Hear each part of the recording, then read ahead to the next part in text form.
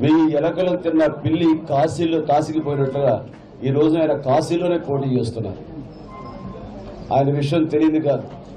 ఆయన హిట్లర్ అని అన్నాను, అది మరొకసారి నేను చెప్పడానికి ఏమి వెనక చేయను. నియంత ఇది భారతీయ జనతా పార్టీ.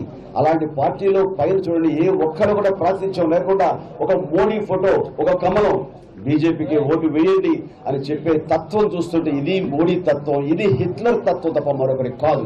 అలాంటి వ్యక్తితో ఎంత ప్రమాదం ఉందో కూడాను ఈ రోజున ఆయన హోర్డింగ్స్ చూస్తుంటే భవిష్యత్తులో ఆయన ఎవరికి కనపడి కూడా చేస్తారు. అద్వాన్ లాంటి మనిషి కన్నీళ్లు పెట్టుకున్నాడు, మనోహర్ జోషి కన్నీళ్లు పెట్టుకున్నాడు, అలాగే జస్టిస్ సిన్హా గారు కన్నీళ్లు పెట్టుకున్నారు. ఈ విషయం నేను కాదు, మీరు మాకు చెప్పారు, మీడియా వారు మాకు తెలియజెప్పారు.